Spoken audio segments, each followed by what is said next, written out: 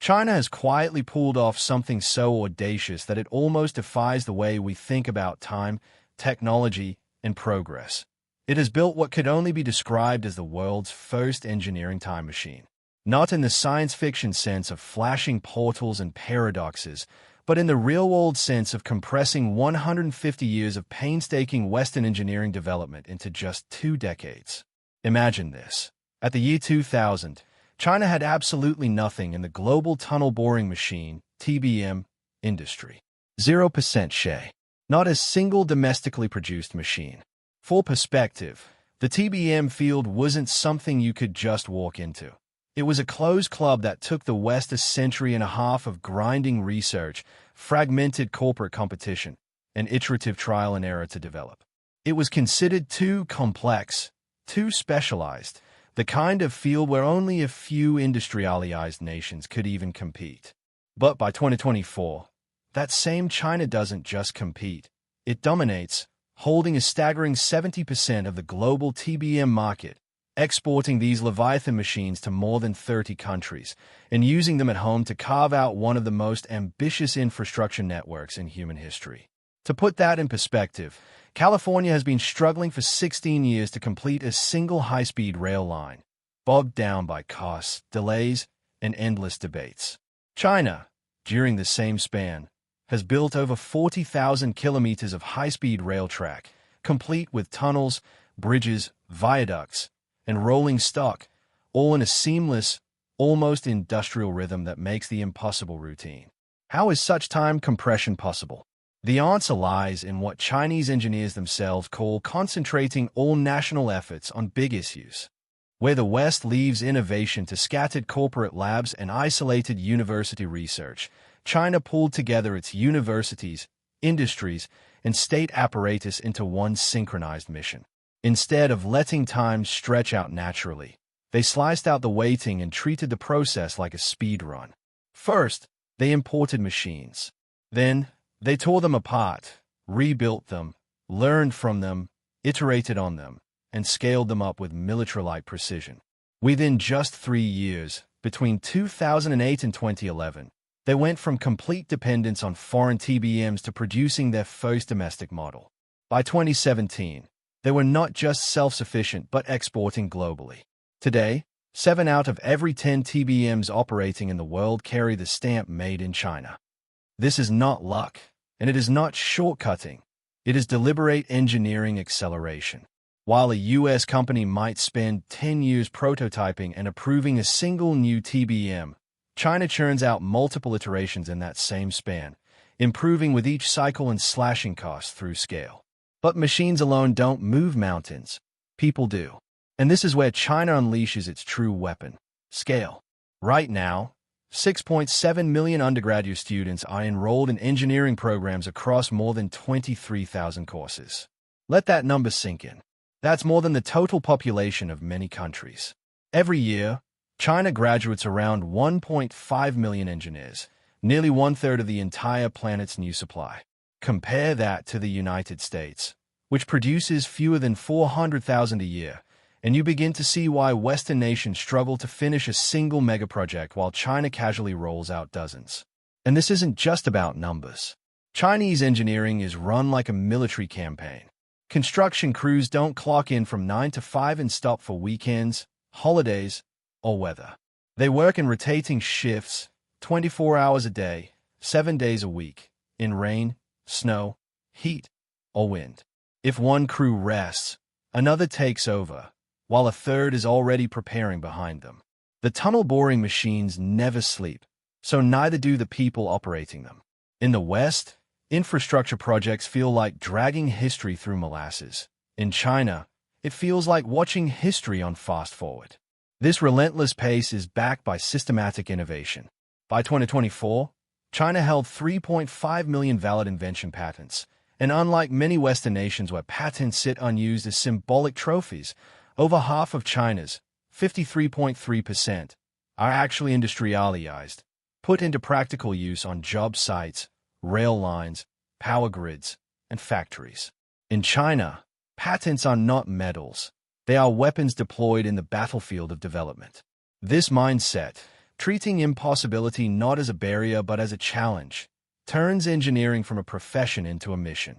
When a Western engineer says, "This bridge will take 5 years," a Chinese team says, "No, we'll finish it in 1." And they do.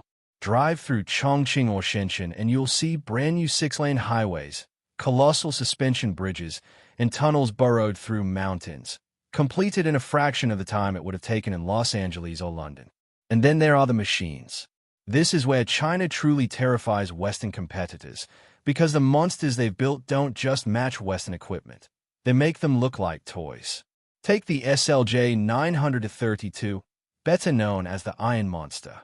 This behemoth, the length of a football field and weighing 580 tons, is designed to build bridges without cranes or scaffolding.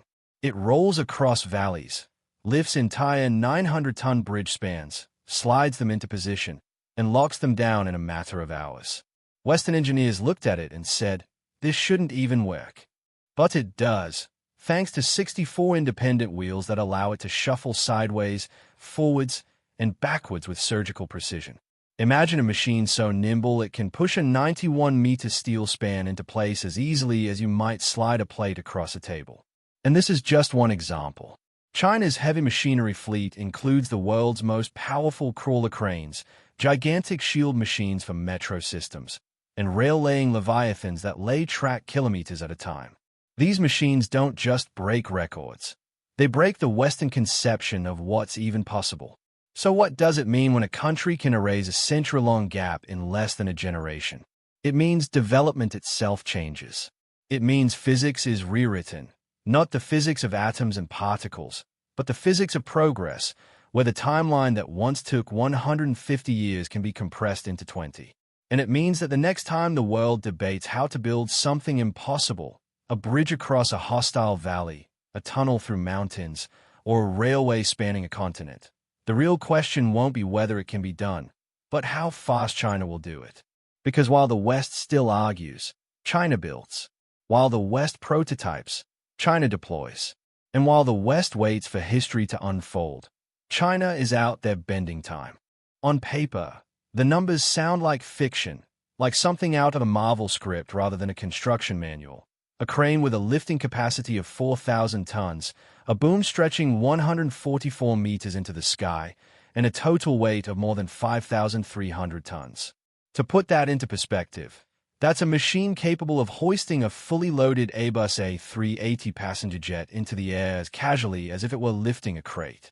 Western engineers spent decades inching toward cranes that could handle only a fraction of that. And then China arrived on the scene with something so massive, so precise, that watching it operate feels like watching gravity bend. And it isn't just a showpiece for brochures. It's already been deployed in petrochemical plants to lift modules the size of small apartment buildings, blocks of steel and concrete that Western firms said was simply too big to move. Then there's concrete pumping, which normally sounds boring until you realize the numbers involved. When constructing the Shanghai Tower, China's engineers faced the problem of pushing wet concrete nearly 2/3 of a kilometer upward. Most Western pumps would stall after a few hundred feet, but China's 86-meter concrete pump shattered the world record, shooting concrete 621 meters into the sky, higher than the Eiffel Tower, and doing it with such flawless reliability that it earned the nickname Pump King. That single breakthrough didn't just set a record, it changed what was possible in skyscraper construction. Towers that would have taken years of logistical improvisation in the West suddenly became routine in China. Skyscrapers that would choke off under the limits of Western equipment were instead rising floor by floor, day by day, until the Shanghai Tower became the world's second tallest building. And tunnels. China doesn't just dig them. It digs them with machines the size of cathedrals. The world's largest tunnel boring machine, with a cut-ahead diameter of 16.64 meters, was designed and built in China. Imagine a circular saw taller than a 5-story building chewing its way through mountains as if they were made of sand. And they don't just keep this technology at home.